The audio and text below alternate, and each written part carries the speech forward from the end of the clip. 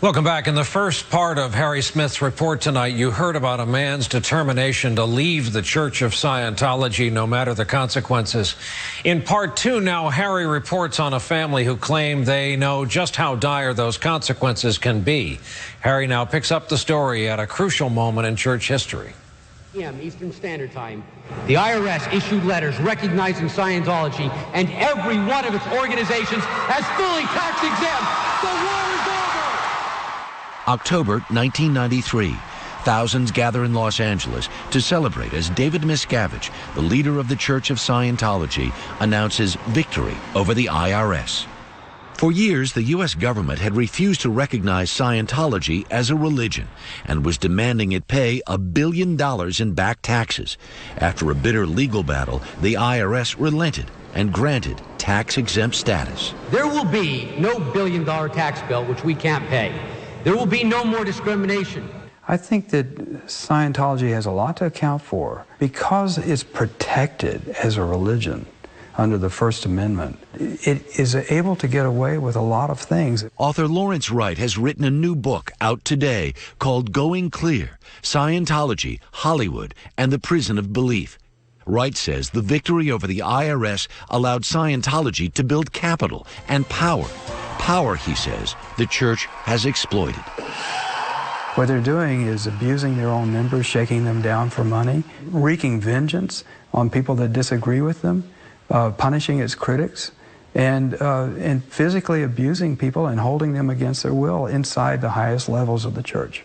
The church will say complaints like this come from malcontents and that they have no credibility. Do they seem credible to you?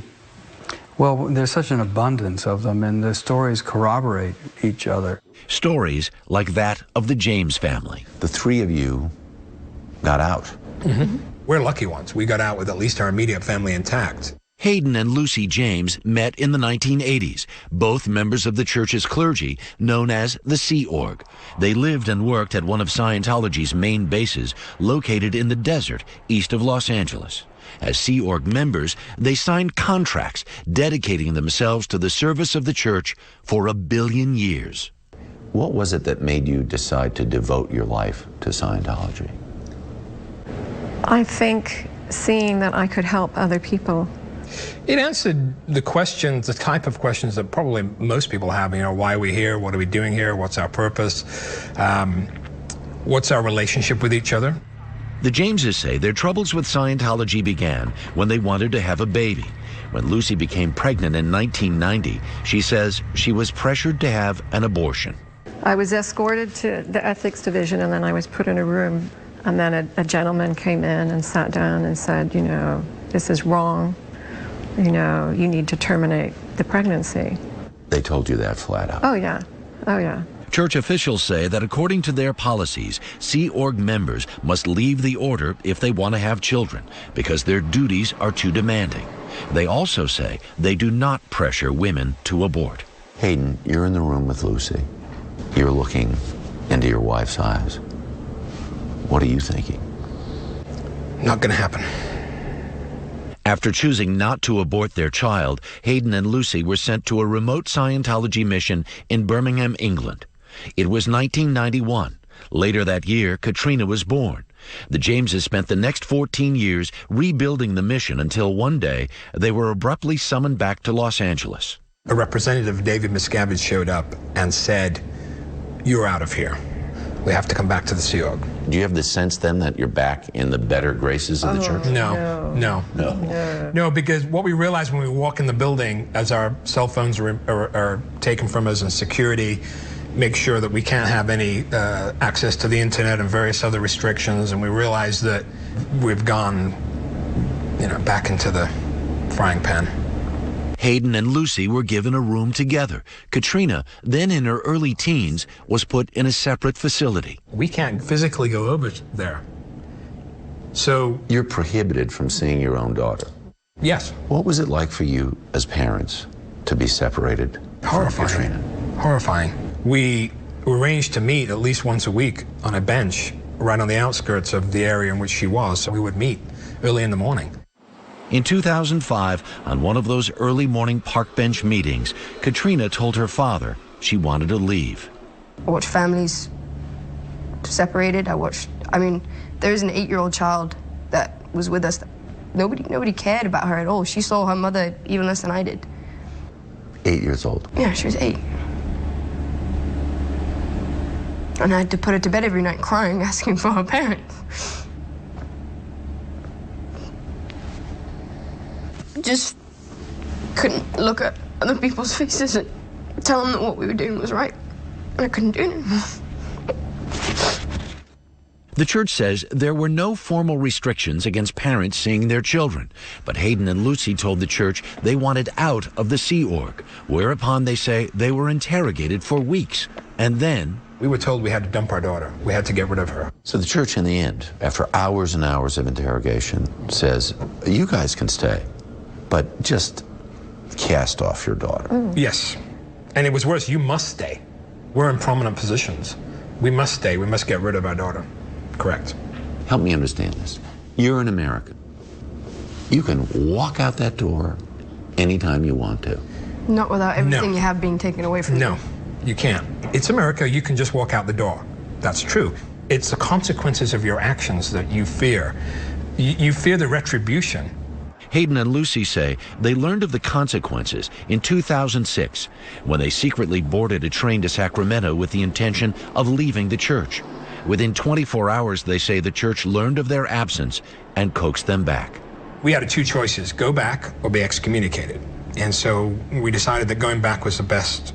Because you want to leave on as good a terms as possible. At least not be excommunicated and to be disconnected from anybody we've ever known. So we go back, and they sort of keep us in a dungeon, what we called the dungeon, which was the basement of that 13-story building in a windowless room. How many weeks are you there? 10, 12 weeks. At night, they say they were taken from the basement to dormitories. I sleep in a male dorm, Lucy sleeps in a female dorm, and there's a guard outside. Do you know how crazy I do. This sounds? I know. From my side of the table. I mean, it was crazy to us as well. Why would they put a guard on me? Everywhere I went to go eat, I go into the ladies' room, the guard stands outside the door. It's all intimidation. Church officials say Hayden and Lucy were never confined, nor placed under guard. And they say Hayden and Lucy agreed to participate in the Sea Organization's formal process of severing relations with the religious order. The Jameses say when they finally left the Sea Org, they received a series of bills for church services and for what's called freeloader debt for breaking their billion-year contract. The church says any money the Jameses paid was a voluntary donation. How much was the bill for? $130,000. They provided documents showing more than $73,000 was paid. And that was discounted. Yes. They were giving you a deal. Yep. Once they'd left the church in late summer 2006, the Jameses say they were looking over their shoulders, uneasy and suspicious that the church was keeping an eye on them. How did you find out where I lived? No one knew where I lived. I haven't been to your house. But your little cronies have. This is video Hayden took of Scientologists paying him a visit in 2011. You realize you guys are trespassing, right? No, not at all. We just drove right in here. Well, this is not a public place. I'm asking you to leave. Okay, and I'm asking you one simple question. Today, they say their lives are marked by what was always their greatest fear, disconnection from family members still inside the church. Lucy, do you have relatives with whom you cannot communicate? Yeah. Who? Oh.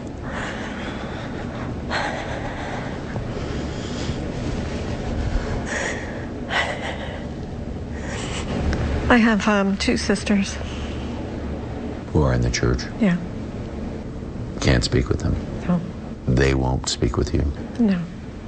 One of my sisters is in the Sea Organization, so she's not allowed out. And the other one, both her and her husband work for Scientologists. What is it like not being able to even call or email It's horrible. your own flesh and blood? It's wrong.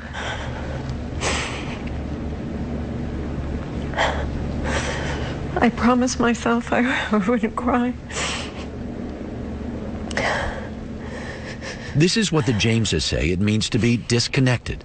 Lucy's sister says she was not forced to disconnect, and church officials say it's up to individual members to decide whether to stay in contact with ex-Scientologists. This is the leverage that's being used so that people won't speak out about the abuses. Yeah. This is what people are afraid of. They're afraid of this happening, and so they'll be quiet. Officials of the Church of Scientology declined NBC's request for an on-camera interview, but in letters to NBC, they say the Jameses are smearing the church and have threatened a lawsuit. They add that Hayden James is an unreliable source. He is bitter and has an axe to grind. As for the author, Lawrence Wright, church officials say his book is an error-filled, unsubstantiated, bigoted, anti-Scientology book. And they say no independent evidence exists to corroborate claims of abuse. There have been a lot of tears in this story, Harry. And it's been very surprising to me to see how many families have been broken up, how many people have been physically abused. And I think that the church has to account for these things. With our thanks to Harry Smith for his report.